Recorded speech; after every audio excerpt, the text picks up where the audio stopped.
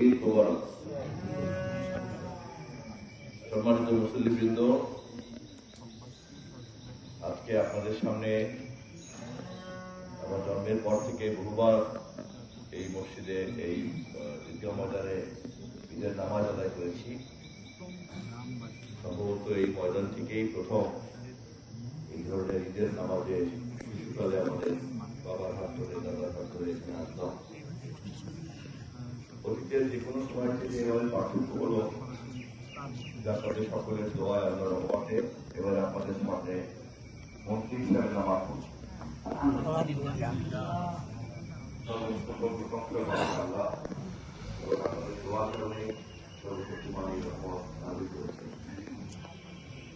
আমি এবারে এই জন্য ইচ্ছা করেই নামাজটা আপনাদের সঙ্গে পড়ছি যে আমি যেন আপনাদের কাছ থেকে দোয়া নিয়েও বাকি জীবনটা চলতে পারি।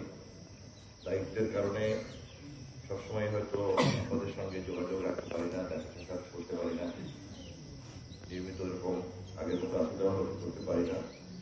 আপনারা সবাই অতীতে যেমন দোয়া করেছেন, সেই দোয়ার পথ ধরে পর্যন্ত এসেছি।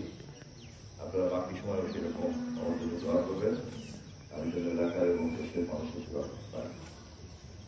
আমাদের নেতা মাননীয় প্রধানমন্ত্রী তারেক রহমান, আপনারা দেখেছেন বিভিন্ন গণমাধ্যমে একটা দেশকে কিভাবে পরিবর্তন করার জন্য তিনি সার্বক্ষণিকভাবে নিজেকে নিয়োগ করেছেন। কি পরিশ্রম, কি আন্তরিকতা এবং কি নিষ্ঠার সঙ্গে তিনি দেশ পরিচালনা করে চলছেন। ইতিমধ্যে আমরা আমাদের যে নির্বাচনের প্রতিশ্রুতি দিয়েছিলাম সেটিও সমাপ্ত করেছি। পবিত্র ঈদের দিনের মনোজাতের সময় আপনারা তার জন্য দোয়া করবেন, কারণ তিনি সুস্থ থাকলে, তিনি সঠিকভাবে আমাদের সকলকে পরিচালনা করলে দেশের সকলের উপকার হবে।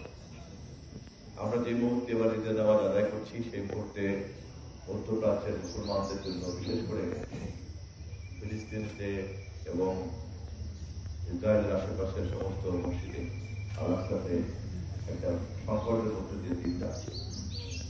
আমরা সারা পৃথিবীতে সকল ধর্মের শান্তিপূর্ণ সহযোগিতা সহ শান্তিপূর্ণ পরিবেশ চাই। দোয়া করবেন সর্বশক্তিমান বিশ্ব নেতাদেরকে যেন সেই বিবেক দেয়, যে বিবেক দিয়ে তারা একটা শান্তিপূর্ণ সহাবস্থান করবেন সকল ধর্মের, এরকম একটা বৈশ্বিক সমাধান যেন তারা করতে পারেন।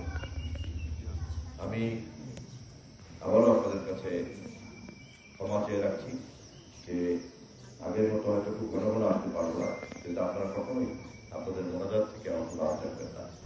সবাইকে ধন্যবাদ। ঈদ মোবারক।